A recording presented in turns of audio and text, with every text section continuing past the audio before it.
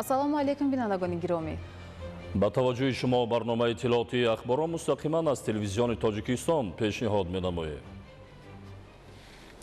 9 апрел сарвазири мамлакат Қоҳир Расулзода ҷиҳати иҷрои дастуру супоришҳои президенти ҷумҳурии Тоҷикистон пешвои миллат муҳтарам Эмомалӣ Раҳмон бо мақсади шиносоӣ аз рафти корҳои ободонию созандагӣ, ифтитоҳи як қатор иншооти ҷашнӣ ва боздид аз корҳои саҳроӣ ба ноҳияи Восе, шаҳри Кӯлоб ва ноҳияи Балҷувони вилояти Хатлон сафар намуданд.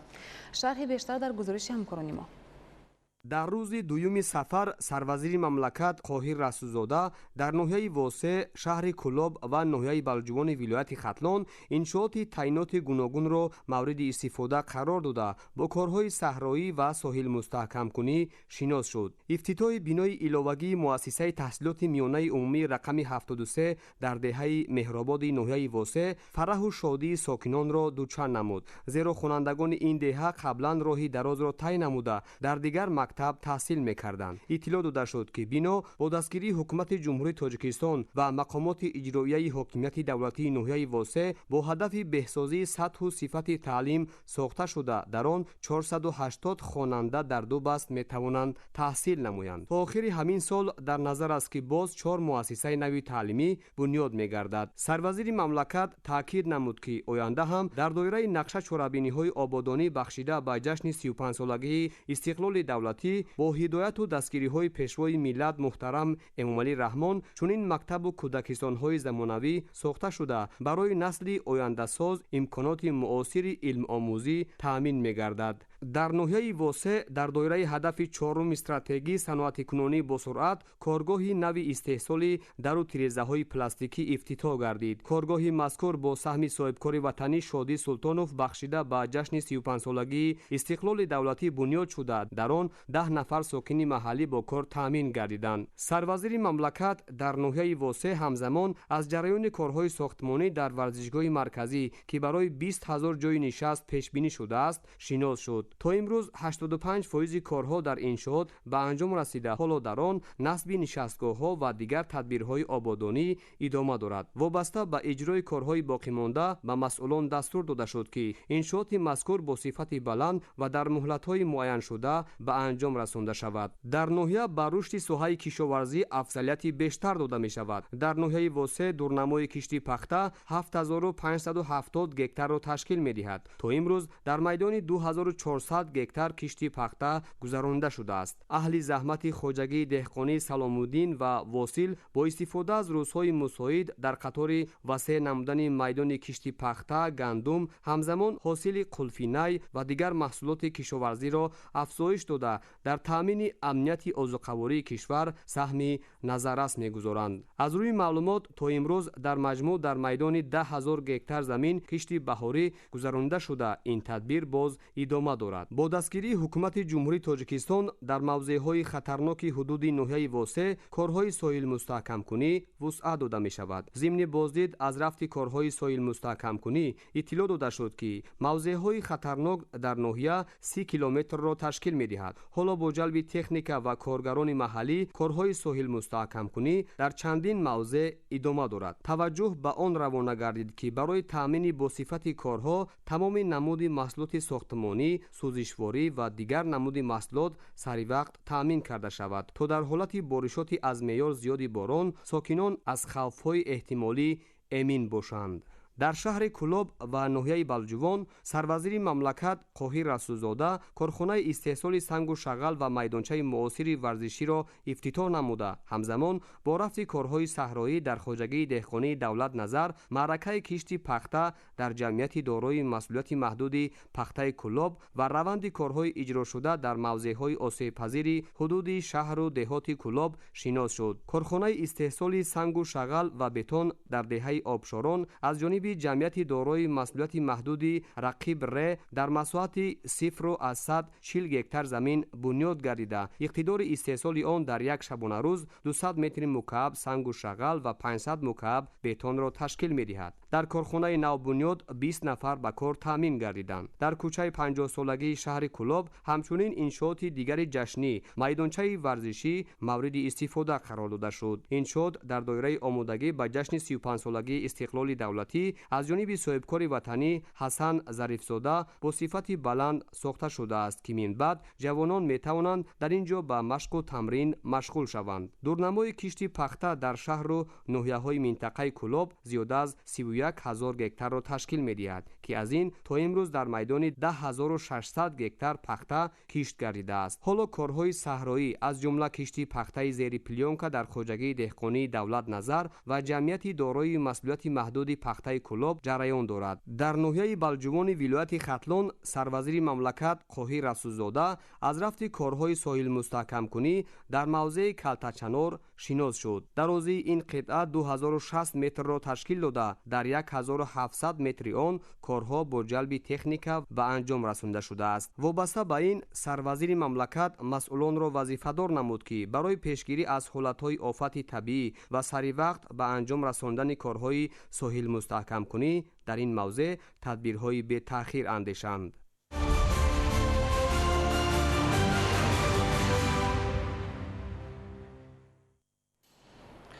марҳилаи сифатан нави рушд дар асоси барномаҳои мукаммали созандагӣ дар шаҳру ноҳияҳои мамлакат ба мақсади тадбирҳои ободонӣ дар ноҳияи ёвони вилояти Хатлон раванди корҳои созандагӣ вусъат дошта бунёди иншооти гуногун ба болоравии сатҳу сифати зиндагии сокинон мусоидат намудааст. тафсилоти бештар дар гузориши Маҳмараҷаб Абдуллосода ва Давлати Файзулло. имконоти нави меъморӣ бо тарҳ ва намои муосири шаҳрсозӣ дар ноҳияи ёвони вилояти Хатлон инак бахшида ба ҷашни 35-солагии истиқлолияти давлатии ҷумҳурии Тоҷикистон дар ноҳия масъулин ният доранд ки то фаро расидани ин ҷашни бошукӯҳи умуммиллӣ як қатор иншоотҳо ва корҳои ободкориву созандагиро бо мароми хос анҷом диҳанд. истиқлолият ва соҳибихтиёрии давлат неъмати бебаҳо ва ниҳоят пурарзишест ки халқи тоҷикро соҳиби комилҳуқуқи сарнавишти хеш намуд ва ҷомеаи мо ҳамчун давлати демократӣ ба раванди умумии таърихии аҳли башар ворид гардид. ноҳияи ёвон баҳри татбиқи амалии нақшаву барномаҳои ҳукумати ҷумҳурии Тоҷикистон дар самти корҳои ободониву бунёдкорӣ ҷиҳати дар сатҳи баланди омодагӣ истиқбол намудани ҷашни бузурги умуммиллӣ 35-солагии истиқлоли давлатӣ дар ноҳия нақшачорабиниҳои ободониву созандагӣ дар сатҳи баланди таҳризӣ гардида давоми солҳои охир марҳила ба марҳила амалӣ гардида истодаанд. ҷиҳати истиқболи шоиста аз ҷашнҳои дар пешистода дар ноҳия 561 иншооти мухталифи ҷашнӣ ба нақша гирифта шудааст ки то ин муддат аллакай 247 иншоотҳои таъиноташон гуногун мавриди баҳрабардорӣ қарор дорад. иншоотҳои ба истифода додашуда самтҳои мухталифро дар бар гирифта аксари онҳоро бунёди биноҳои баландошона ташкил медиҳанд. бояд зикр намуд ки бунёди чунин иншоотҳо ба зебогии ноҳия ҳусни дигар зам намуда барои фароғати кӯдакону наврасон майдончаҳои бозӣ сохта мешавад. сокинон ин ҳама ободкориҳоро самараи истиқлоли комили давлатӣ дониста бо шукргузорӣ дар фазои сулҳу осоиштаи ватани азиз умр ба сар бурда истодаанд. бахшида ба ҷашни 35-солагии истиқлолияти давлатии ҷумҳурии Тоҷикистон дар ҳудуди ноҳияи Ёвон 561 адад иншоотҳои таъиноти гуногун ба нақша гирифта шудааст. аз иншоотҳои ба нақша гирифта шуда то ин ҷониб зиёда аз 247 адад иншоотҳо мавриди истифода қарор дода шудааст ки ин 44% нақшаи умумиро бар бар мегирад.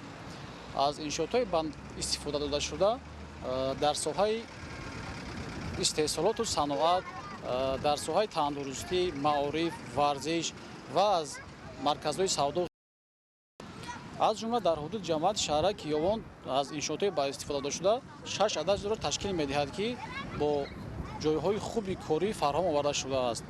айни замон дар ҳудуди ҷамъияти шаҳраки Ёвон зиёда аз 12 иншоотҳои баландошона сохонашон бо маром идома дорад ки баъзеашон дар марҳилаи анҷомёбӣ мебошад.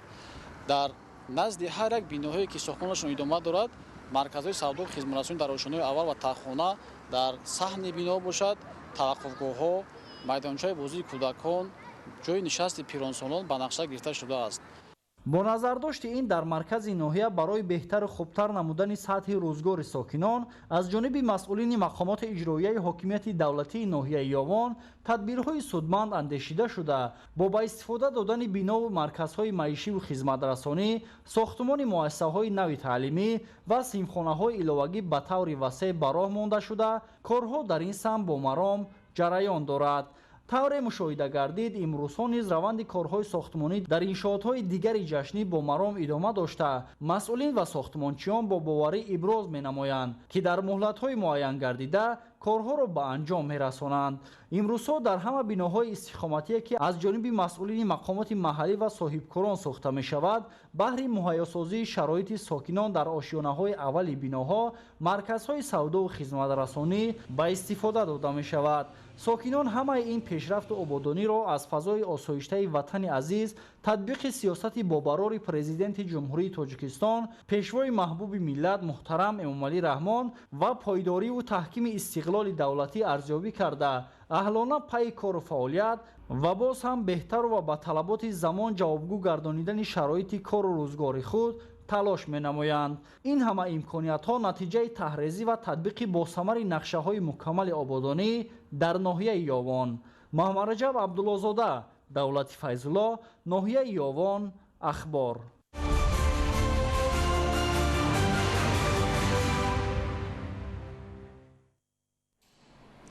идомаи корҳои созандагию бунёдкорӣ дар шаҳри Панҷакент бо мақсади сазовор пешвоз гирифтани 35-солагии истиқлоли давлатӣ бо саҳми мақомоти маҳаллӣ ва соҳибкорон дар шаҳр иншооти гуногун бунёд гардида барои сокинон ҷойҳои нави корӣ бо шароити мусоид фароҳам оварда мешавад. гузориши Далери Бозор ва Зарҳуни Неъматулло. дар ҷамоати деҳоти кӯсатароши шаҳри Панҷакент ба истиқболи 35-солагии истиқлоли давлатии ҷумҳурии Тоҷикистон корҳои бунёдкорию ободонӣ идома дорад. бахшида ба ин санаи муҳим дар ҷамоати мазкур бунёду навсозии 35 иншоот ба нақша гирифта шуда, то имрӯз 28 тои он сохта ба истифода дода шудааст. дар ин раванд марказҳои савдову хизматрасонӣ, муассисаҳои соҳаи маорифу тандурустӣ, коргоҳу корхонаҳои саноатӣ ва дигар иншооти зарурӣ ки ба рушди деҳот нигаронда шудааст бунёд мешаванд. имрӯзҳо муассисаи таҳсилоти миёнаи умумӣ рақами 123 деҳаи Кӯсатарош ки аз ҷониби сокинони маҳаллӣ, шахсони саховатпеша, ҷавонони бонангу номус ва соҳибкорони деҳа бунёд гардидааст, барои ба истифода додан омода карда мешавад. ин муассисаи таълимӣ аз 2 ошона ва 16 синфхона иборат буда барои наздики 800 хонанда дар 2 баст пешбинӣ гардидааст. барои ин мактаб мизу курсӣ, тахтаҳои синфӣ ва дигар ҷиҳози зарурӣ дастрас гардидааст. имрӯзҳо корҳои сабзу хӯрамгардонӣ ва бунёди майдончаи варзишӣ идома дошта, дар назар аст ки баъди чанде хонандагон дар ҳамин гуна синфхонаҳои зебо ва замонавӣ таҳсили худро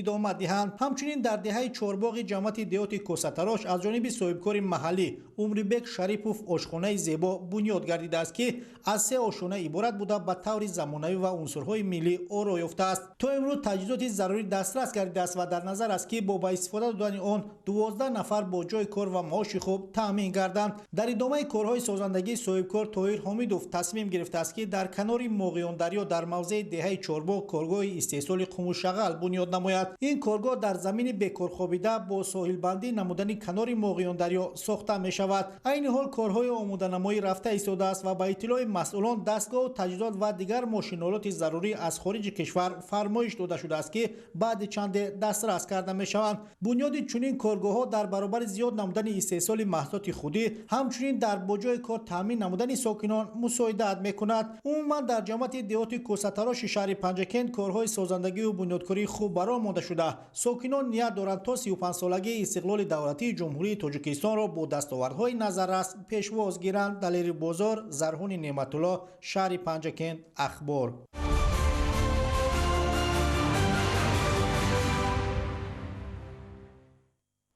бо ташаббуси сафорати ҷумҳурии Тоҷикистон дар Конфедератсияи Швейтсария, намояндагии доимии ҷумҳурии Тоҷикистон дар назди шуъбаи Созмони Милали Муттаҳид ва дигар ташкилоти байналмилалӣ дар Женева ҷашни байналмилалии Наврӯз бо иштироки ҳамватанон, намояндагони корпусҳои дипломатӣ таҷлил гардид. чорабинии ҷашнӣ бо риояи суннатҳои аҷдодони пурифтихори миллати тоҷик истиқбол шуд.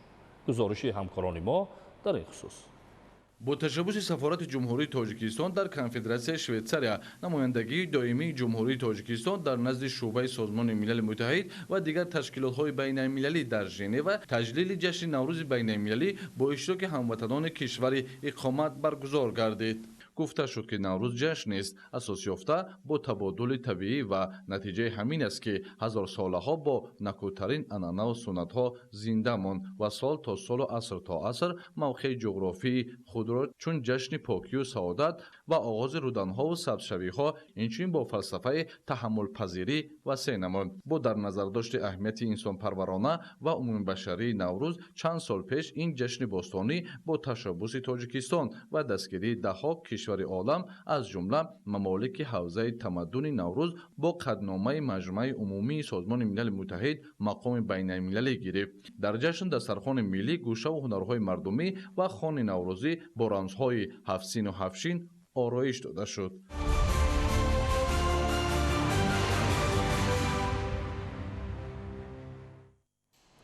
дар ҳудуди вилояти Хатлон хусусан машқгоҳҳои низомии ҳарб майдону Сумбула бо ҷалби кормандони сохтору мақомоти давлативу қудратии ин гарнизон ва ҷузъу томи қувваҳои мусаллаҳи Ҷумҳурии Тоҷикистон пойгоҳи ҳарбии 201 Федератсияи Русия ҷамъомади мудофиаи ҳудудӣ машғулиятҳои омодагии сафарбарӣ ва машқгоҳи муштараки амалиётии стратегӣ ҷараён дорад. гузориш аз Маркази матбуот ва иттилооти Вазорати Мудофиа. барои дар сатҳи баланд ташкилу ба роҳ мондани ҷамъомади мудофиаи ҳудудӣ машғулиятҳои омодагии сафарбарӣ ва марҳилаҳои машқҳои муштараки амалиётии стратегӣ рӯзи 9 апрели соли 2025 соати 6 субҳ тамоми қушунҳо ва ҷузъу томҳои гарнизони Хатлон бо бонги пурраи хатари ҷангӣ бардошта шуда ба дараҷаҳои баланди омодабошӣ гузаронида шуданд ва баҳри ишғол намудани мавқеъҳои мудофиавӣ бо супоришҳои ҷангӣ вазифадор гардиданд. илова бар ин дар доираи баргузории ҷамъомади мудофиаи ҳудудӣ ва машғулиятҳои омодагии сафарбарӣ дар 25 шаҳру навоҳии гарнизони Хатлон ситод ташкил гардида захираҳои эҳтиётии даъватшавандагон, шаҳрвандони дар қайди комиссариатҳои ҳарбӣ буда, техникаҳои хоҷагии халқ ва дигар лавозимоте, ки барои баргузории маҷмӯи ин чорабинии муҳими низомӣ заруранд, истифода мешаванд. машқҳои муштараки амалиётии стратегӣ ки дар 5 марҳила ба нақша гирифта шудааст, зимни он густариш додани нуқтаҳои фармондеҳӣ, санҷиши дараҷаҳои баланди омодабошии ҷангӣ, пуррагардонии қисмҳои низомии навтаъсис аз ҳисоби захираҳои сафарбарӣ, ташкили ҷузъу томҳои таъйиноташон гуногун, идоракунии қушунҳо ҳангоми таҳдиди хатарҳои воқеӣ ва дигар вазифаҳои бисёр муҳими ҳарбӣ ки дар пешбурди амалиёти муштараки ҷангӣ ва баҳри истифодаи қувваву воситаҳои моддии техникӣ пешбинӣ гардиданд, амалан коркарду таҳризӣ карда мешаванд.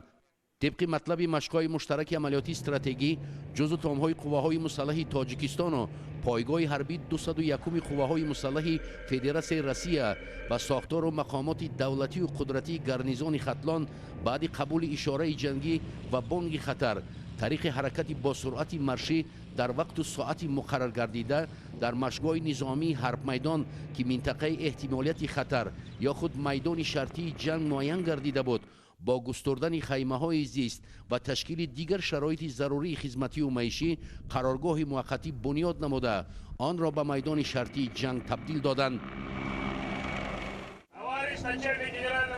بعد از بود و باش هیئت نیروهای مسلح تعیین شده قبل از شروع نمودن به کارکرد مرحله‌های مشق‌ها و عملاً تطبیق نمودن مطلبی به عنصرهای ضد تروریستی پیش بینی شده در میدان حدود مشق‌های نظامی حرب میدان صف آراستند و چون انعنه با صدای سرودهای ملی و در یک وقت با برداشتن پرچم‌های دولتی بر آزمایش مشترک وسیع نظامی آغاز رسمی بخشیدند.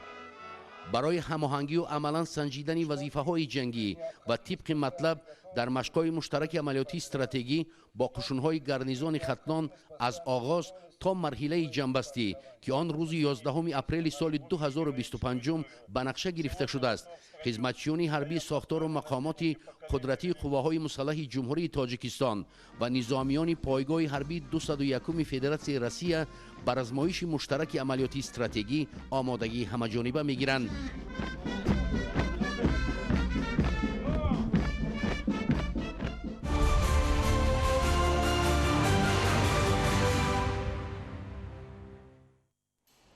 کلو دریاهای تاجیکستان از بهترین امکانیت برای رشد ماهیپروری محسوب می‌یابد که حالا در آنها موافق معلومات 60 نمود ماهی موجود است. با مقصد استفاده امکانیت‌های طبیعی و تأمین افزایش استحصال ماهی از جانب حکومت جمهوری تاجیکستان با این مقصد امتیازها مقرر شده بود. татбиқи имтиёзҳо чӣ натиҷа дод ва дар кадом сурат метавон имкониятҳои табииро барои рушди моҳипарварӣ дар шароити табиати Тоҷикистон истифода намуд? Наврӯзшоҳ Азизулло гузориш медиҳад.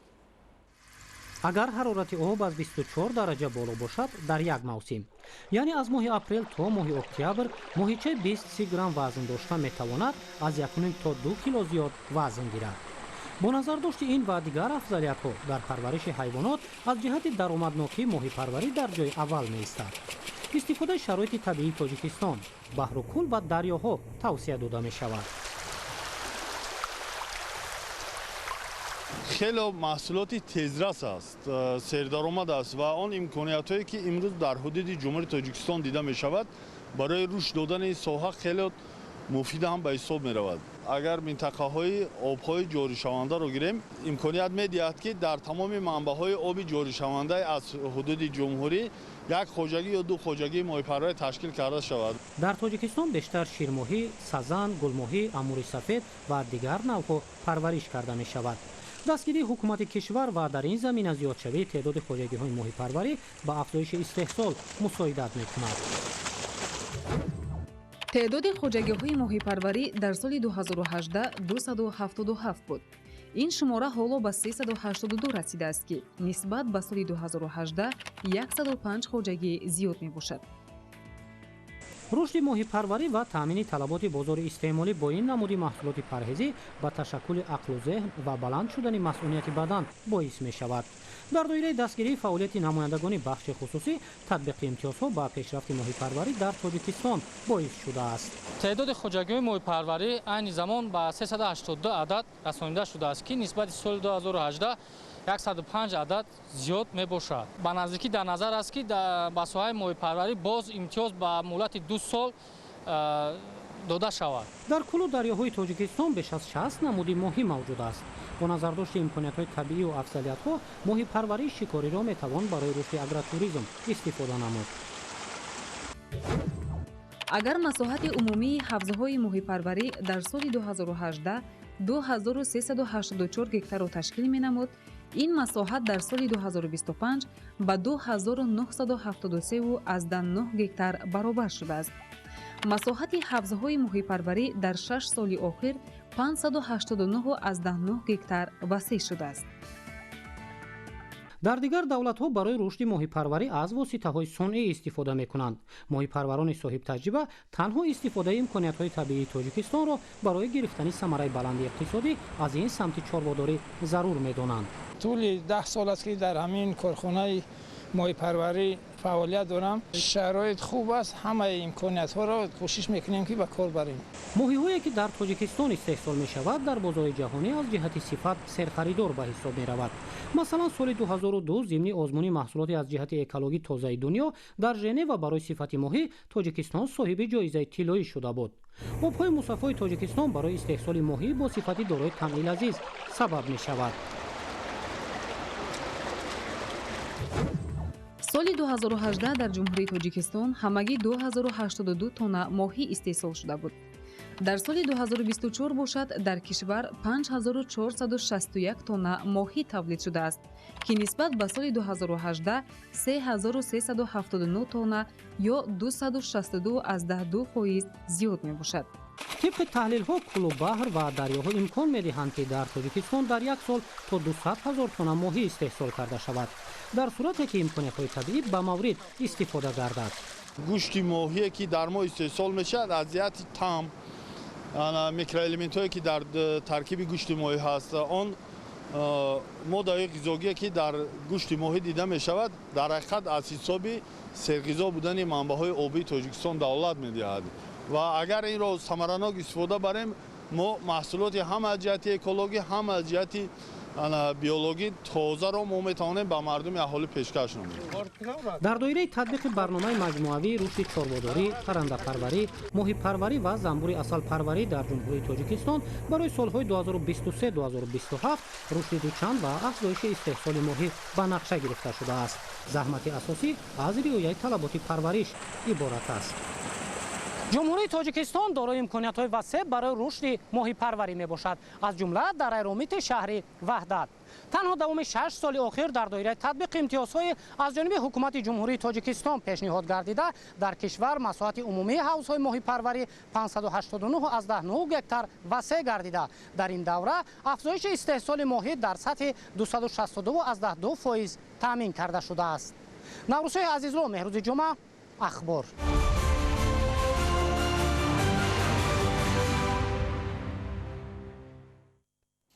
яке аз омилҳои баланд бардоштани ҳосилнокии зироати кишоварзӣ ин пешгирии саривақтӣ аз хуруҷи ҳашароти зараррасон бахусус малах дар чарогоҳҳо, боғу токзор ва заминҳои кора мебошад. бо мақсади пешгирӣ аз паҳншавии ҳашароти зараррасон дар ноҳияи Фархор корҳои безараргардонӣ идома дорад. маълумоти бештар дар гузориши Анваршоҳ Сайдализода ва Сайҳумиди Шариф. яке аз омилҳои баландбардоштани ҳосилнокии зироати кишоварзӣ дар баробари интихоби тухмиҳои хушсифат, риояи тадбирҳои агротехникӣ ҳамзамон пешгирии саривақтӣ аз ҳар гуна касаливу ҳашароти зараррасон маҳсуб меёбад. ҳамасола дар мавсими баҳор паҳншавии малах дар Талутепа ва чарогоҳҳои ноҳияи Фархор мушоҳида карда мешавад ки зарурати ҳарчи зудтар мубориза бар зидди ин ҳашароти зараррасон ба миён меояд. ба иттилои масъулон, имсол пайдоиши малах аз 17 март дар мавзеъҳои Баҳористон ва Кукули ноҳия мушоҳида карда шудааст ки нисбати соли гузашта як моҳ дер ба мушоҳида расидааст. майдони умумии паҳнгаштаи малах дар ноҳияи Фархор тибқи нақша 7180 гектар буда, то имрӯз дар майдони 3000 гектар малах паҳн шудааст. дар ин замина дар мавзеи Кокул аллакай бар зидди ин ҳашарот мутахассисони муассисаи давлатии экспедитсияи мубориза бар зидди малах, шӯъбаи кишоварзии ноҳия ва хоҷагидорон бо истифода аз техникаву дастгоҳҳои дастии дорупӯшак коркарди кимиёвӣ гузаронида истодаанд. бо воситаи техникаҳои соҳавӣ 2 адад трактор, 1 адад мошини махсус гардонида шуда, 70 адад дастгоҳҳои мотории дастӣ ҳамарӯза мубориза зидди малахро мо ба роҳ монда истодаем, то ки дар заминҳои кишоварзии ноҳия зарар нарасонанд.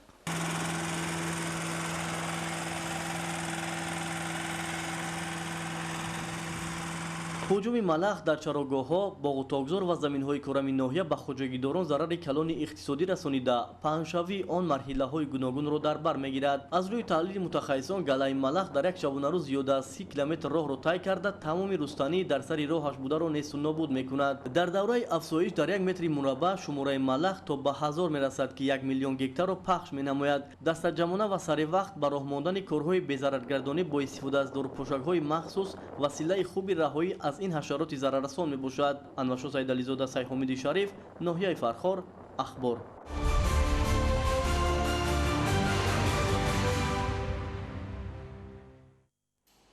усули парвариши зери ҳарири полиэтилении маҳсулоти гуногуни кишоварзӣ дар ноҳияи Дӯстӣ назаррас ба мушоҳида мерасад ки самараи фаъолияти хуби кишоварзон аст. хоҷагидорон бо иҷрои тавсияи мутахассисони соҳа корро ба роҳ монда дар таъмини бозори истеъмолӣ бо маҳсулоти тару тоза ҳиссагузоранд. шарҳи бештар дар таҳияи Самандар Шоев ва Искандари Саид.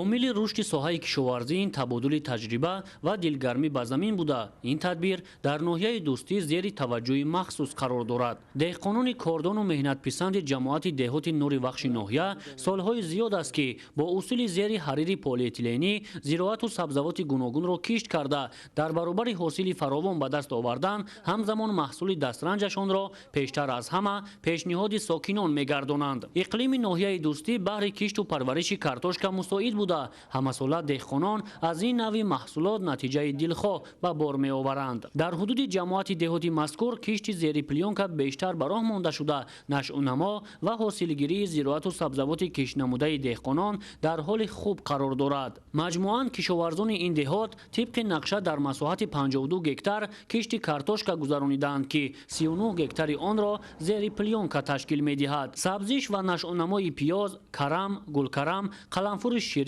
дар ҳама хоҷагиҳои ҳудуди ҷамоати мазкур хеле хуб буда, дар баъзе аз хоҷагиҳои дигар аллакай ҷамъоварии лаблабу оғоз гардидааст. дар ҳақиқат дар ноҳияи Дӯстӣ, асосан дар ҷамоати деҳоти нури вахш, кишти зироатҳои барвақтӣ дар зери плёнка, асосан зироатҳои картошка, полизи, яъне ҳандалак, тарбуз ва дигар зироатҳо, лаблабӯи сурх парвариш карда мешавад. лаблабӯи сурх баъд аз 15-20 рӯз аллакай картошкаи барвақтӣ барои харидорон пешкаш карда мешавад. این اصولی به دست آوردن حاصلی بروقتی مفید می باشد. اساساً جمع‌آوری زراعت‌های اساساً لبلبوی سرخ سر شدگی است. بعد از آن من بعد یک 15-20 روز الکی کارتوشکای بروقتی به بازار پیش کرده می شود. در ناحیه نقشه کشت کартошка 282 گکتار را تشکیل داده تا امروز хоҷагидорон пурра аз ӯҳдаи он баромада рӯзҳои наздик ба ҷамъоварии ҳосил омодагӣ мегиранд. хоҷагии деҳқонии пулоди ноҳия ки масоҳати 3 гектарро дар бар мегирад, дар 1 гектари он картошка ва дар боқимонда полезиву дигар анвои зироату сабзавот кишту парвариш ёфта истодааст. тавре мушоҳида гардид, нашъунамо ва ҳосилбандии зироати киштшуда беҳтар буда, ҳоло дар хоҷагӣ ҷамъоварии ҳосили гулкарам оғоз гардидааст. аз моҳи декабр охирои ноябр сар мекунем зери плёнка хубтар мебошад, барвақттар нисбат ба дигар хоҷагӣ нисбат ба дигар минтақаҳо барвақттар пухта мерасонад. ҳосилмон бо ҳосилнокиш хеле баланд мебошад. асосан картошкара зиёда аз 3 сол мешавад ки мо зери плёнка мекунем, қариб нисбат ба дигар хоҷагиҳо 1 моҳ 20 рӯз аввал пухта мерасонад. ҳосилноки мо ҳосилшам хеле баланд аст. 2 сол пештар мо аз тухмии ҷиргатол ғарм истифода мебурд. қариб 2-3 сол мешавад ки тухми овчиқалара аз тарафи вилояти Суғд махсусан меоранд. боди ҳавои ҳамин ноҳияи дӯстии вилояти Хатлон ба ин тухми бехат хуб мебошад. ина аллакай картошкаи мо гул кардагӣ аст. охирои моҳи апрелда ҳосила ҷамъоварӣ кунем. сокинони ноҳияи дӯстӣ дар баробари истифодаи мақсадноки заминҳои кушоди корам ҳамзамон қитъаҳои назди ҳавлигиро самараноку оқилона ба кор бурда, ҳамасола навъҳои гуногуни зироату сабзавоти барвақтиро кишту парвариш менамоянд. Эргаш Саторов, сокини ҷамоати деҳоти Нурибахши ноҳия, 25 сотиқ замини назди ҳавлигиашро пурмаҳсул истифода карда, дар гармхонаҳои мавсимии бунёд намудааш парвариши помидору бодиринг, қаламфури ширину тез ва дигар зироатро ба роҳ мондааст. ин оилаи меҳнатдӯст дар радифи кори деҳқонӣ ба чорводорӣ низ майлу рағбати зиёд дошта, баҳри хушзод гардонидани чорвои хурду калон, 10 сар чорвои шохдори сиёҳало ва 15 сар гӯсфанди хушзод аз хориҷи мамлакат ворид карда, дар шароити хона нигоҳубин менамоянд. Самандар Шоев, Искандари Саид, ноҳияи дӯстӣ, ахбор.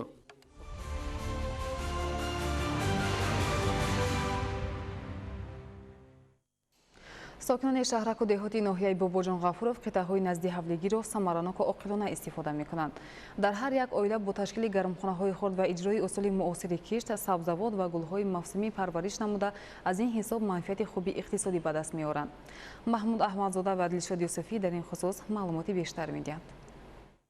барои оилаҳо дар баробари дигар шуғулҳои корӣ дар қитъаҳои назди ҳавлигӣ ба роҳ мондани кишту парвариши сабзавот аз воситаҳои дар вақтҳои холигӣ бо кор таъмин будани аъзои оила даромади иловагӣ ба иқтисоди хонавода ба ҳисоб меравад. таҷрибаи сокини деҳаи кулангири ҷамоати деҳоти Ҳайдар Усмонов Абдусамад Ғафуров дар истифодаи замини назди ҳавлигӣ назаррас аст. бо ҳамсару фарзандон ва дигар аъзои оила дар қитъаи назди ҳавлигӣ гармхонаи хурд ташкил намуданд, ки дар як сол 3 ҳосил ба даст меоранд. кабуди, помидор, бодиринг аз ин гармхона парвариш ёфта ҳосили меҳнат ба бозор бароварда мешавад. сарвари оила дар синни нафақа чун солҳои пеш ба фарзандон таҷрибаи хешро дар истифодаи замин меомӯзонад. имрӯзҳо ҳосили дуюм, помидори гармхона дар ҳолати хуби нашунамо қарор дорад ва дар аввали моҳи май ба ҷамъоварӣ шурӯъ менамоянд. این زمینی نزد حولیگه ها ما 13 ساتق می باشد. 2.7 ساتقش پرنیکی بالاش پشتگی. ما یک سال به 3 بار حاصل میگیریم. یکم حاصل کویتی که دیگه بودیم گفتیم. حاضر دویم مراتب منیم پمیدار شناندیم. پمیدار گیریم اگر با جاش با بادرینگ میشنانیم. گرمخانه کدام اسی ما زندگی ما بهتر. من پمیدارا نقد میشه. بازار بوده فروخت داشتیم. من کویتی هم فروخته زندگی ما پیش بود داشتیم. зайниддин мирзохонов сокини деҳаи румони ҷамоати деҳоти Ҳайдар Усмонов бошад, дар қитъаи назди ҳавлигӣ гармхонаи лемӯпарварӣ ташкил намудааст. таври таъкид гардид, дар шароити тағйирёбии иқлим ташкили гармхонаи хурд, парвариши маҳсулоти талаботи аҳолӣ, таъмини бозор бо маҳсулоти худӣ ва арзон ба буҷаи хонаводаҳо манфиат меоварад. чунин таҷрибаҳо дар ҷамоати деҳоти унҷи низ аз ҷониби сокинон васеъ истифода бурда мешавад. اویلی عبدالشکور ارگاشوف در گرمخانه قطعه نزد حولگی پرورش کبودی ها و از تخم آماده کردن کوچت پمیدور بادرین قلمفور را به راه ماندند که در اول فصل بهار برای کشت پمیدور در زمین های کشاد خواجگی های یاری رسان دهقانان از این گرمخانه خریداری می نمایند. حالا که دوره اول کشت و کار بهاری است، اعضای اویله با درخواست خواجگی ها کشاورزان مشغول آماده کردن کوچت برای پرورش من بعد در زمین های کشاد هستند. ساکنان جماعت دهات اونجی در حمله های استقامتی خود زمین های نزد حمله خود را با همراه عائله های خود ثمرناک استفاده بده از درآمدی که از همین زمین نزد حملگیشان به دست میارند زندگی خودشان را به پیش برده ایستاده‌اند. در زمین های نزد حمله خود بادرینگ، با امجان، پمیدار و دیگر زراعت ها را کشت کرده به اهالی پیشکش میکنند و بعد آن کبودی ها استحصال میکنند.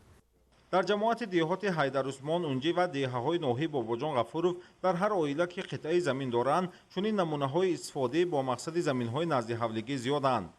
مثلا دیگر ساکن جماعت دهات اونجی در گرمخانه خرد نزد حولگی از تخم هزارها کوچت سه نوع و رنگ و نمود زیاد گل‌های موسمی برای شنانیدن در کوچه خیابان‌ها و موضع‌های گلپروری پرورش نموده است که ارزش هر یک دانه تبکچه گل از یک سامانه آغاز می‌یابد.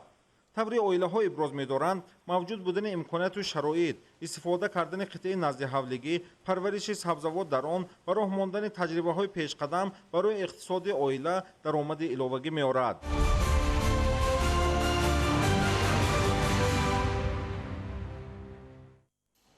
وسعت کارهای آبادانی و سبزگردانی در شهر و ناحیه‌های ولایت مختار کوهستانی بدخشان در ناحیه روشان به این مسئله توجه خاص روان گردیده سال از سال مساحت باغات زیاد کرده می شود. گزارشی خبرنگاران ما.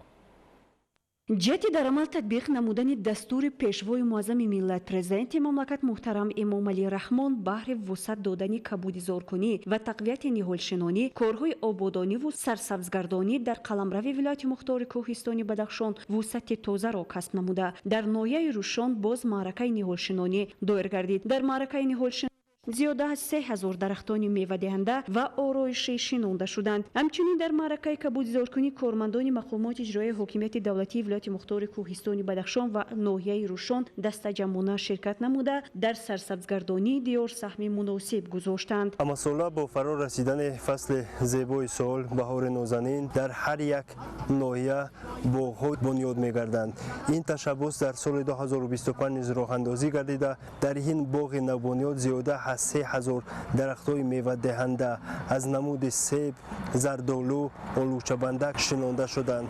باید قید نمود که همه این تشبث‌ها برای سرسبز نمودن کشور عزیزمان تاجیکستان و بخصوص دیار خویش یعنی ولایت مختار کوهستان بدخشان میباشد. بنیاد باغ در برابر رواج دیگر ساحه‌های کشاورزی یکی از رکن‌های ترکیبی فرهنگ زندگی مردم کوهن بنیاد ما میباشد که امروزها این سنت قدیمی نیاگانمان ادامه نیک بخشیده ایستاده است. سالهای آخر ملت تاجیک در دایره وسعت کارهای آبادانی و سازندگی و مخصوصاً جهت رشد ساحه کشاورزی به بنیاد باغزارها اهمیت خاصه داده ایستاده است. در نتیجه اندیشیدن چنین تدبیرها امروز در مقیاس شهران ناحیه‌های ولایتمان پیش از همه در زمین‌های بیکار خوابیده صدها گکتار باغ‌ها تجدید و برقرار گردیدند که این روند به شبهه به وسعت یافتن استفاده ثمرناک زمین و افزایش استحصال محصولات کشاورزی مساعدت خواهد کرد. در این زمینه در دایره برنامه دولتی کبودیزارکنی جمهوری تاجیکستان برای دوره تا سال 2040 در حدود ولایت علاقه بیش از 135000 بیخ درختان میوه دهنده آرایشی و همیشه سبز شنانده شدند. ناحیه روشان منطقه اگراری می باشد. برای پرورش نهال و ساحه کشاورزی اقلیمش خیلی تاب‌آور می باشد. بنابر همین بار دوم است که نهالشنانی در این منطقه با جلب تعداد وسیع کارمندان مقامات اجرایی حاکمیت دولتی ولایت مختار کوهستانی بدخشان روی کار آورده شده. دومین سال بیش از 4500 بیخ نهال شنانده شدند.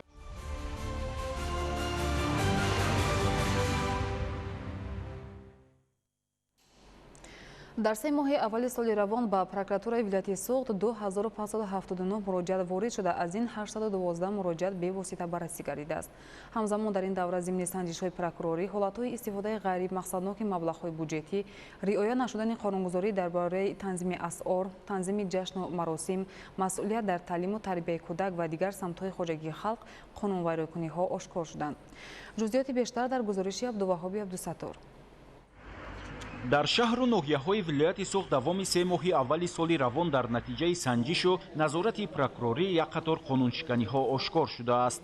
истифодаи ғайримақсадноки маблағҳои буҷетӣ, пардохтҳои гумрукӣ, ҳаққи истифодаи об ва қувваи барқ, даст задан ба амалҳои коррупсионӣ, риоя нашудани қонунгузорӣ оид ба танзими асъор ва дар бораи танзими ҷашну маросим аз ҷумлаи чунин кирдорҳо ба ҳисоб меравад, ки дар ин бора зимни ҷаласаи ҷанбасти фаъолияти мақомоти прокуратураи вилояти Суғд дар 3 моҳи аввали соли равон маълумот манзур гардид. тибқи маълумот, дар натиҷаи санҷиши ҳолати иҷрои қонунгузорӣ дар бораи бюджет ва молияи давлатӣ нисбат ба 92 нафар ҷавобгарии интизомӣ ва моддӣ татбиқ гардида, 31 парвандаи ҷиноятӣ ҳам оғоз шудааст. гуфта шуд, ки дар ин самт ҳамзамон 129 санади эътиноӣ оварда шуда, зарари ба бюджет рӯёнида 1.1 миллион сомониро ташкил медиҳад. дар ин давра 50 ҳолати ба муомилоти ғайриқонунии асъор машғул гардидани шаҳрвандон низ ошкор шудааст ва дар ҷаласа иброз гардид, ки нисбат ба вайронкунандагони қонун парвандаҳои ҷиноятӣ ва ҳуқуқвайронкунии маъмурӣ оғоз гардида, ин раванд зери назорати доимӣ қарор дорад. барои риоя ва иҷро накардани талаботи қонун дар бораи танзими анъана ва ҷашну маросим бошад, нисбат ба 260 нафар ҷавобгарии интизомӣ ва маъмурӣ татбиқ гардида, 4 парвандаи ҷиноятӣ низ оғоз карда шудааст. таъкид гардид, ки дар 3 моҳаи аввали соли равон 1263 ҷиноят ба қайд гирифта шудааст, ки нисбат ба ҳамин давраи соли гузашта 5.2% зиёд мебошад. сатҳи ҷинояткорӣ нисбатан дар шаҳру ноҳияҳои Хуҷанд, Исфара, Конибодом, Панҷакент, Истиқлол, Сипитамен, Зафаробод, Деваштич ва Ҷаббор Расулов зиёд шудааст. дар идомаи ҷаласа дигар масъалаҳои ҳалталаб мавриди таҳлилу баррасӣ қарор дода шуда, аз прокурорҳои шаҳру ноҳияҳои вилояти Суғд дар самти пешгирии қонунвайронкуниҳо дар ҷомеа назорати доимӣ тақозо гардид.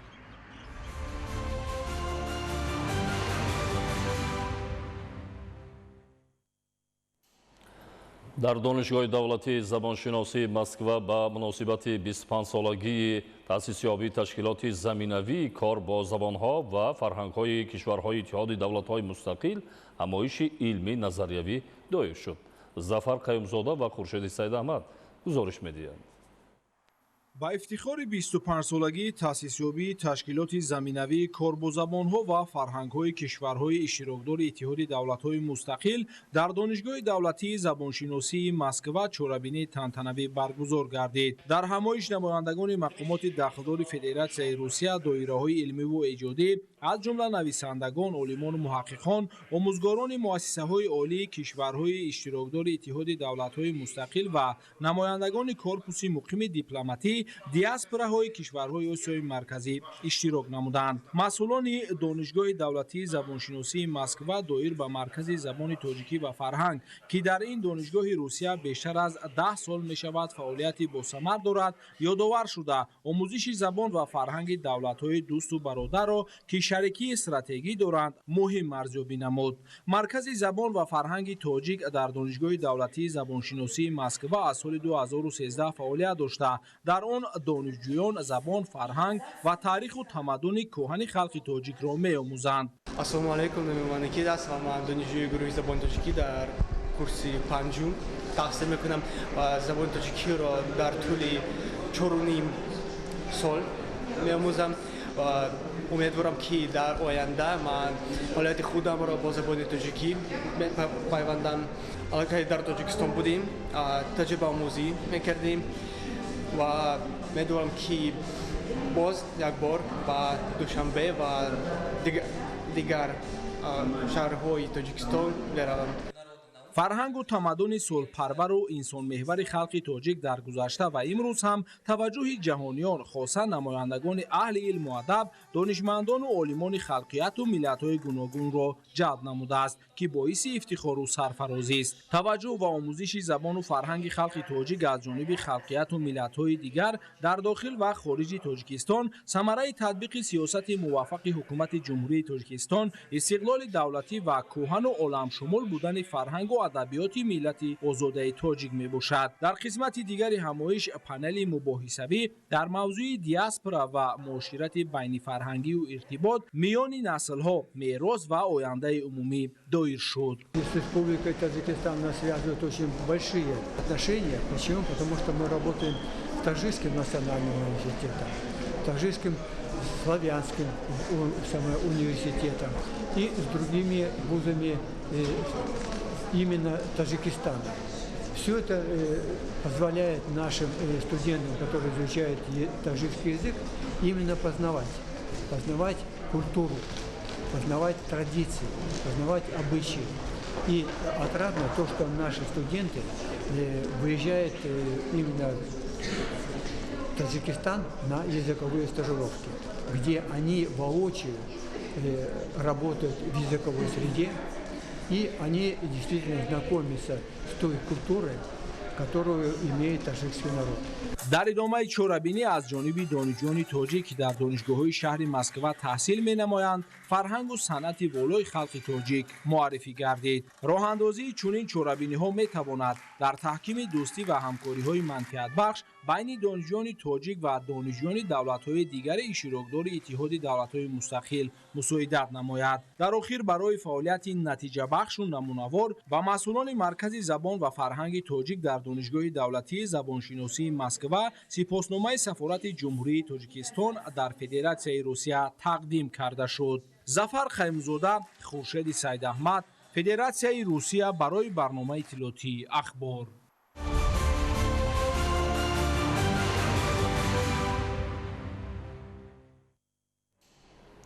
дар доираи ҳафтаи илм, технология, инноватсия ва ихтироъкории наврасону ҷавонони шаҳри Душанбе дар муассисаи давлатии маркази таҳлилии иттилоотӣ назди сароясати маорифи шаҳри Душанбе озмуни шаҳрии омӯзгори муосир баргузор гардид. Иброҳим Назруллозода гузориш медиҳад. дар озмуни омӯзгори муосир ки дар доираи ҳафтаи илм, технология, инноватсия ва ихтироъкории наврасону ҷавонони шаҳри Душанбе доир шуд, омӯзгорони фанни технологияи иттилоотии муассисаҳои таълимии шаҳри Душанбе маҳорати касбии худро нишон доданд. ҳадаф аз баргузории озмун баланд бардоштани сатҳу сифати таҳсилот, беҳтар ба роҳ мондани фаъолияти эҷодии омӯзгорон, такмил додани раванди таҳсилот, дарёфт ва ҳавасмандгардонии омӯзгорони эҷодкор, рушди касбии омӯзгорон, дастгирӣ ва ҷорӣ намудани технологияҳои нав дар раванди таълим, рушди тафаккури техникӣ, тарғиби ҷаҳонбинии илмӣ, дарёфт ва паҳн кардани таҷрибаи пешқадами педагогӣ арзёбӣ карда мешавад. имрӯз дар пойтахти мамлакат дар доираи баргузории ҳафтаи илм, инноватсия, технология ва ихтироъкории ҷавонону наврасони шаҳри Душанбе ки бевосита бо ташаббус ва ғамхории раиси шаҳри Душанбе муҳтарам Рустами Эмомалӣ баргузор мегардад, озмуни шаҳрии омӯзгори муосир баргузор гардид. дар озмуни мазкур омӯзгорони фанни технологияи иттилоотии шаҳри Душанбе иштирок намуда тариқи низоми муосири баргузории озмунҳо иштирок карда истодаанд. озмуни мазкур бо мақсади баланд бардоштани сатҳу сифати таҳсилот, тарғиби ҷаҳонбинии илмӣ, татбиқи технологияҳои муосири иттилоотӣ дар раванди таълим, дарёфт ва ҳавасманд намудани омӯзгорони бо истеъдоди шаҳри Душанбе баргузор гардида истодааст. бояд гуфт ки ҳамасола бо қарори раиси шаҳри Душанбе муҳтарам Рустами Эмомалӣ дар пойтахт ҳафтаи илм, технология, инноватсия ва ихтироъкории наврасону ҷавонони шаҳри Душанбе баргузор мегардад. ин иқдом бо мақсади баланд бардоштани сатҳу сифати таҳсил, бедор намудани шавқу рағбати хонандагон ба эҷодкорӣ, навовариву ихтироъкорӣ, омӯзиши амиқи илмҳои дақиқ, ташаккули сатҳи фарҳанги техникӣ, тарғиби маданияти истифодаи иттилооти интернетӣ, татбиқи техникаю технологияи инноватсионии муосир дар раванди таълим ва дастгирии ихтироъкорону навоварони наврасу ҷавон амалӣ мегардад. маврид ба зикр аст ки баргузории чунин чорабиниҳо барои дарёфт ва рушди истеъдодҳои наврас ва ҷавон шароит фароҳам оварда, нерӯи онҳоро барои пешрафти соҳаҳои илм, технология ва тиҷорати рақамӣ қавитар мегардонад. ғолибон дар маросими ҷанбаси ҳафта бо тӯҳфаҳои хотирмон қадрдонӣ карда мешаванд. Дар доираи ҳафтаи илм, технология, инноватсия ва ихтироъкории наврасону ҷавонони шаҳри Душанбе дар бинои IT парки пойтахт нахустин муҳорибаи роботҳо баргузор шуд. Дар ин чорабинӣ 21 даста иштирок намуда 52 робот байни ҳам сабқат карданд. муҳорибаи роботҳо яке аз намудҳои варзиши муосир ба ҳисоб рафта дар саросари ҷаҳон ҳазорҳо шавқмандон дорад. ҷараёни сабқат бо назорати доварони бо таҷриба ва кордон сурат гирифт. Барои таъмини шаффофият ҳама раванди сабқат ба таври онлайн дар экранҳои калон намоиш дода шуд, то аҳли нишаст ва дигар шавқмандони чорабинии онро тамошо кунанд.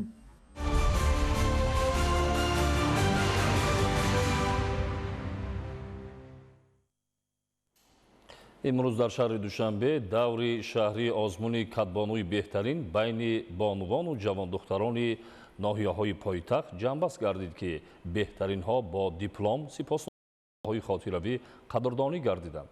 Саидшоҳ Муродалиев аз рафти баргузории даври шаҳрии озмуни мазкур гузориш медиҳад.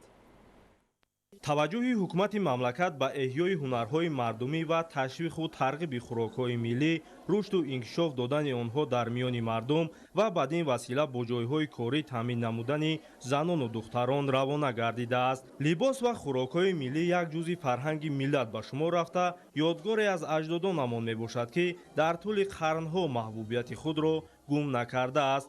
бо ибтикори мақомоти иҷроияи ҳокимияти давлатии шаҳри Душанбе даври шаҳрии озмуни катбонӯи беҳтарин байни бонувону ҷавондухтарони ноҳияҳои пойтахти мамлакат шаҳри Душанбе баргузор гардид.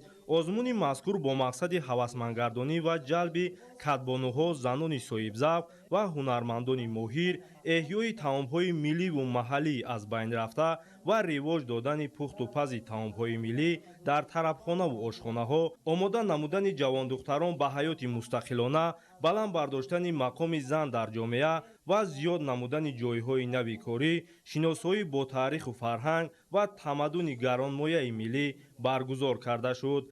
мо мардуми сарбаланди тоҷик фахр аз он мекунем, ки дар зебо кишвар, дар мамлакати офтобӣ, дар мамлакате ки саросар сулҳ аст, оромӣ ҳаст ва хушбахтӣ фаро гирифтааст.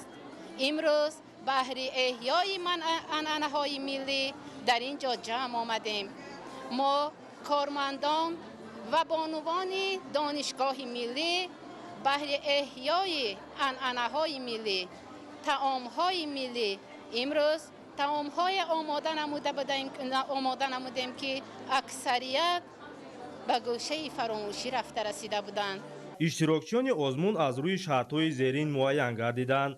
ороиши дастархон ва доштани малакаи истифода ва гузоштани зарфҳо ва ашёҳои болои миз, омода ва пешниҳод намудани таомҳои субҳона, нисфирӯзӣ ва шом, пешниҳоди маълумот оид ба номи дурусти таом, ғизонокӣ ва таркиби он дар лавҳаҳо, маҳорати омода намудани хӯрокҳои маҳаллӣ, миллӣ ва муосир, маҳорати омода намудани хӯришҳо ва омода намудани намудҳои гуногуни хамир барои пухтани нон ва дигар маҳсулотҳо маҳорати худро нишон дода, беҳтаринҳо аз ҷониби аъзои ҳакамон муайян ва ба ғолибон бо дипломҳои ҷойҳои якум, дуюм, сеюм ва барои иштироки фаъолона бо сипоснома ва тӯҳфаҳои хотиравии мақомоти иҷроияи ҳокимияти давлатии шаҳри Душанбе сарфароз гардонида шуданд.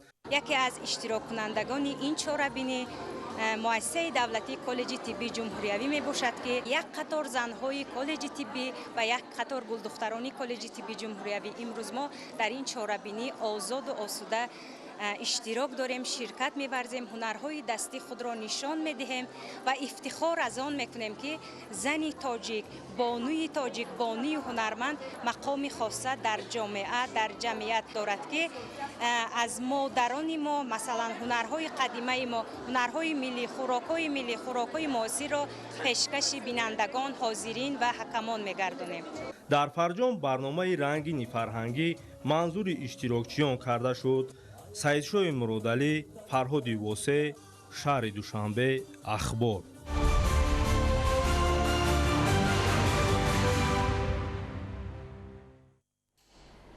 дар ноҳияи рашт ярмаркаи ҷойҳои кори холӣ ва вазифаҳои озод баргузор гардид. Дар доираи ин иқдом 17 ташкилоту муассиса ва дигар корхонаҳои амалкунанда ба корҷӯён 110 ҷойҳои кори ва вазифаҳои озодро пешниҳод карданд. гузориши Дигули Маҳмуд. ташкили ярмаркаи ҷойҳои кори холӣ ва вазифаҳои озод яке аз роҳҳои ҷалби шаҳрвандон бо ҷойи корӣ инчунин омӯзиши касбҳои талаботи бозори меҳнат ба шумор меравад. бо ин мақсад шуъбаи агентии меҳнат ва шуғли аҳолии ноҳияи Рашт дар ҳамкорӣ бо дигар сохторҳои соҳавӣ нақшаҳои мукаммалро амалӣ намуда истодаанд, то шумораи шаҳрвандони бешуғл ва касбомӯзӣ ва ҷойи кории доимӣ таъмин карда шаванд. имрӯз дар маркази шаҳраки ғарм ярмаркаи ҷойҳои кори холӣ ва вазифаҳои озод ҷиҳати бо шуғли пурмасъул таъмин намудани аҳолӣ баргузор гардид. дар ярмарка бо дастгирии мақомоти иҷроии ҳокимияти давлатии ноҳияи Рашт зиёда аз 17 ташкилоту муассисаҳо, ҷамоатҳои шаҳраку деҳот ва корхонаҳо ширкат варзида ба корҷоён 110 ҷойи кори холӣ ва вазифаҳои озод пешниҳод карда шуд.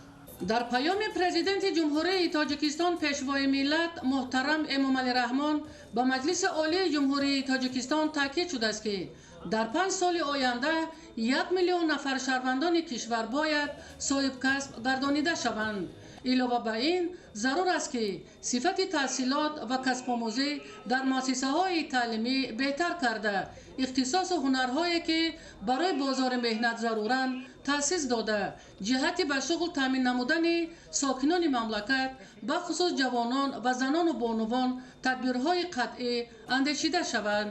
бо мақсади амалӣ шудани ин нишондодҳои паём кормандони агентии меҳнат ва шуғли аҳолии ноҳияи Рашт бо дастгирии мақомоти иҷроияи ҳокимияти давлатӣ дар соли ҷорӣ маротибаи дуюм аст ки ярмаркаи ҷойҳои кори холӣ ва вазифаҳои озодро гузарониданд ки дар он ташкилоту идораҳои амалкунандаи ноҳиявӣ 125 ҷойҳои кори холӣ ва вазифаҳои озодро пешниҳод карда аз ин ҳисоб даҳҳо нафар шаҳрвандон соҳиби ҷойи кори доимӣ шуданд. ҳамзамон дар ярмаркаи ҷойҳои кори холӣ ва вазифаҳои озод намояндагони нерӯгоҳи барқии обии Роғун ба корҷӯён 1450 ҷойҳои кори холӣ ва вазифаҳои озодро бо маоши баланд пешниҳод карданд, то шаҳрвандони маҳаллӣ соҳиби ҷойи корӣ шаванд. аз рӯи ҳисобот дар ноҳияи Рашт то ҳамин давра аз ҳисоби курсҳои барномавӣ худмаблағгузор ва шаҳодатномакунии малакаи касбиро 100 нафар хатм карда соҳиби касбҳои талаботи бозори меҳнат шуданд. Идигули Маҳмуд, Додарҷони Мирзозода барои барномаи ахбор аз ноҳияи Рашт.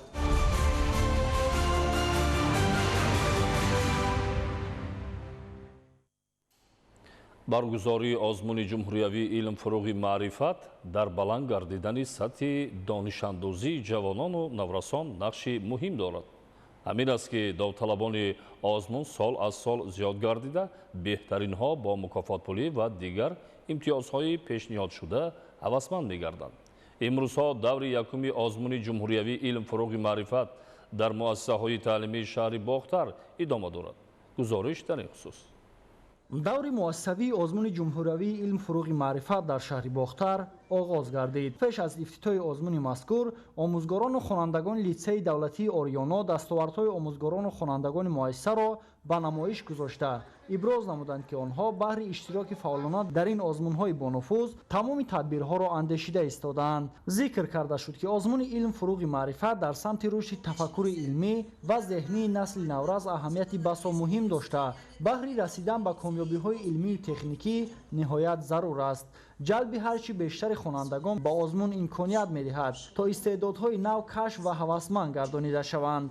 даври дохили муассисавии озмуни ҷумҳуриявии илм-фуруғи маърифат дар заминаи литсеи давлатии Ориёнои шаҳри Бохтар баргузор гардида истодааст ва тибқи низомнома бояд аз ҳисоби умумии хонандагон 30% онҳо дар даври аввал, яъне дар даври дохили литсеӣ иштирок намоянд ва имрӯз барои баргузории даври аввали ин озмун тамоми шароитҳоро мо барои хонандагон ва омӯзгорон муҳайё сохтаем.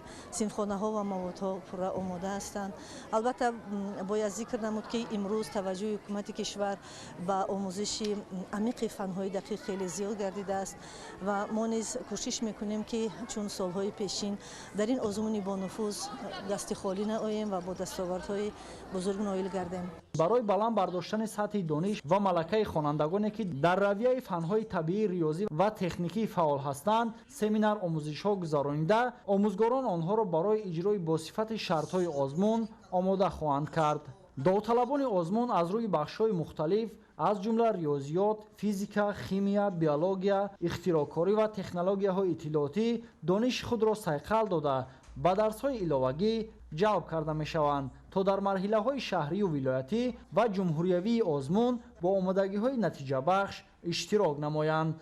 دور مؤسسوی آزمون با ترتیب معین گردیده در دیگر مؤسسه‌های تعلیمی نیز ادامه دارد. امسال مسئولین شعبه معارف شهر باختر تلاش خواهند کرد تا شماره بیشتر خوانندگان به آزمون جلب گردند. از این لحاظ طبق نقشه در همه مؤسسه‌های تعلیمی قسم زیاد خوانندگان در دور اول آزمون علم فروغ معرفت اشتراک خواهند کرد. باید تذکر داد که خوانندگان مؤسسه‌های تعلیمی شهر باختر سال گذشته در آزمون‌های جمهوریوی و بین‌المللی فعالانه اشتراک نموده به کامیابی‌های نظررس نایل گردیده بودند و امسال نیز تلاش خواهند کرد که در آزمون علم فروغ معرفت جای‌های افتخاری را به دست آورند. محمد رجب عبدالله‌زاده، دولت فیض‌الله، شهر باختر، اخبار.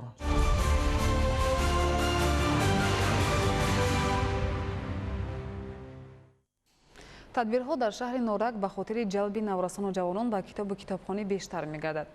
дар ин замина ташкилу роҳандозии озмунҳои мухталиф зиёд гардидааст. озмуни китобхони беҳтарин аз ҷумлаи онҳост ки тавонист дӯстдорони каломи бадиро ба ҳам орад.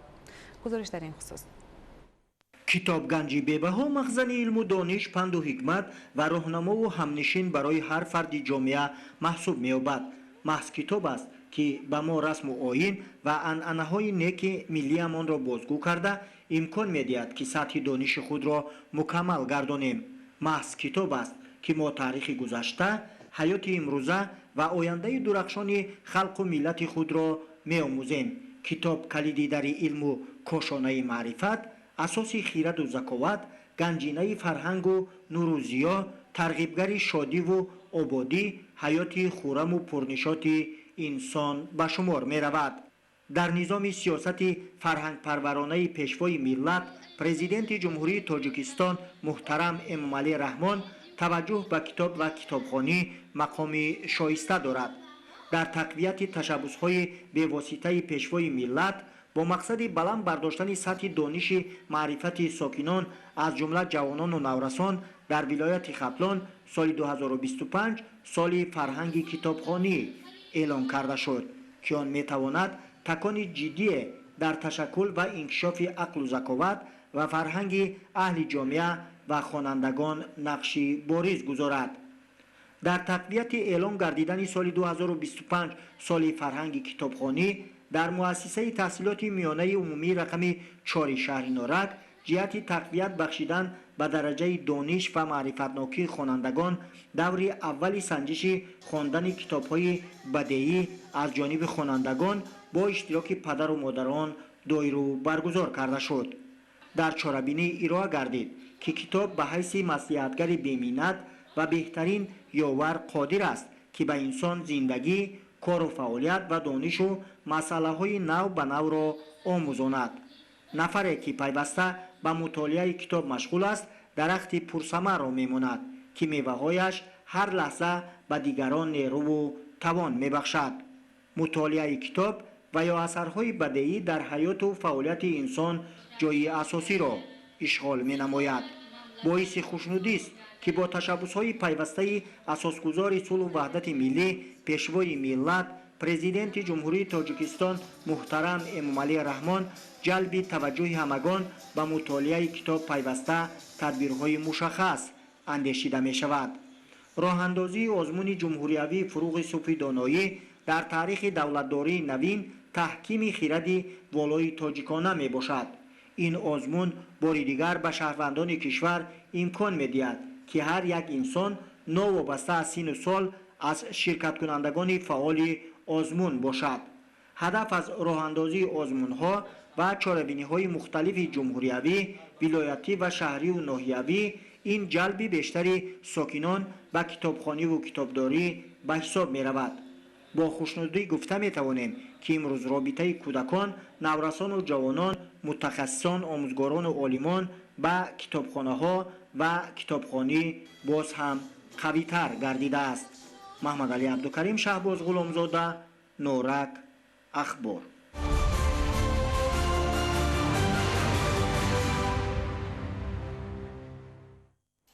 با مقصد بلند برداشتن دانش و ملکه عملی خوانندگان و آموزگاران در حالتهای فوق‌العاده پیشگیری و رفع عاقبت‌های آن در ناحیه شهر نو روزی مدافع گраждани برگزار گردید. گزارش همکاران ما در این خصوص. در اساس نقشه چاره‌بینی‌های بخش کمیته حالت‌های فوق‌العاده و مدافع گраждани در ناحیه شهر نو در مؤسسه تحصیلات میانه عمومی رقم 15 روزی مدافع گраждани نمونوی گذرانیده شد. ضمن برگزاری جمع‌آمد پگاهی روزی و درس‌های نمونوی دایر به نمادهای حالت‌های فوق‌العاده و راه و اصول‌های مدافع گраждани با خوانندگان در موضوع‌های پیشگیری حالت‌های فوق‌العاده، اصول‌های محافظت خوانندگان از عاقبت‌های حالت‌های فوق‌العاده، یاری اولیه طبی و عمل خوانندگان هنگام رخ دادن زمین لرزه و سوختار درس‌های کشاد گذرانیده در رفت آن از جانب آموزگاران به خوانندگان معلومات‌های مفید داده شد. بعداً خوانندگان دانش گرفته‌شان را در عمل اجرا نموده رفتار و عمل آنها هنگام رخ دادن حالت‌های فوق‌العاده و برطرف نمودن عاقبت‌های آن مورد سنجش قرار گرفت. باشندگان مؤسسه تعلیمی در وقت معین شده از داخل بنا به جای بی‌خوف تحویل داده شده نیروهای غیر حربی مؤسسه همه وظیفه‌های در نزدشان گذاشته شده را عاید به خبردارسازی، گذراندن کارهای اکتشافی، نجات دادن خوانندگان و آموزگاران، رسانیدن یاری اولیه طبی و خاموش نمودن سوختار اجرا کردند. چنین چاره‌بینی‌ها جهت بلند برداشتن سطح معلوماتناکی خوانندگان و آموزگاران دایر به پیشگیری و رفع عاقبت‌های حالت‌های فوق‌العاده در دیگر مؤسسه‌های تعلیمی ناحیه نیز گذرانیده می‌شوند که آن می‌تواند به آماده‌باشی دائمی خوانندگان و آموزگاران و دیگر کارمندان مؤسسه‌های تعلیمی مساعدت نماید.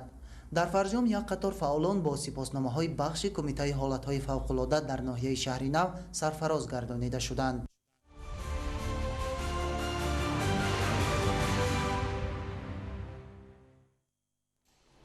بینندگان گرامی، نشر مفصلی برنامه اطلاعاتی اخبار خاتمه می‌یابد. با شما زندگی آباد و آسایش‌تر را تمنا داریم. سلامت باشید.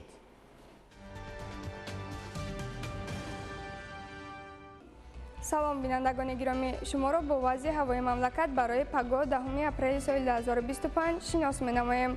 متخصصان اگنتی آب و هواشناسی مملکت اطلاع می‌دهند که در ولایت مختار کوهستانی بدخشان هوای تغییرآبنده پیشگویی شده در بعضی ناحیه‌های غربی ولایت بارشات باران در نظر است. در شرق ولایت بعضاً حالت‌ها بارشات باران و برف به عمل می‌آید.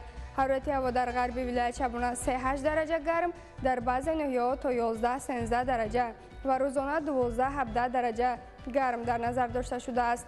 در بعضی ناحیه‌ها تا 19-21 درجه گرم و در شرق ولایت شبانه تا 5 درجه خنک و روزانه باشد 5-10 درجه گرم پیش بینی شده است. در این شبانه روزها در ولایت ختلان هوای تغییرآبنده پیشگویی شده بارشات باران در نظر است. حرارت هوا در وادی شبانه 14-19 درجه، روزانه 21-26 درجه گرم پیشگویی می شود. در دامنکوه شبانه 10-15 درجه، روزانه 15-20 درجه گرمی در نظر است. در ولایت سوخت هوای تغییرآبنده پیشگویی شده در ناحیه‌های علایده باران کوتاه مدت می‌بارد. حرارت هوا در وادی شبانه 10-15 درجه گرم، روزانه 20-25 درجه گرم. در ناحیه‌های کوهی شبانه 1-6 درجه گرم و روزانه 10-15 درجه گرم می شود.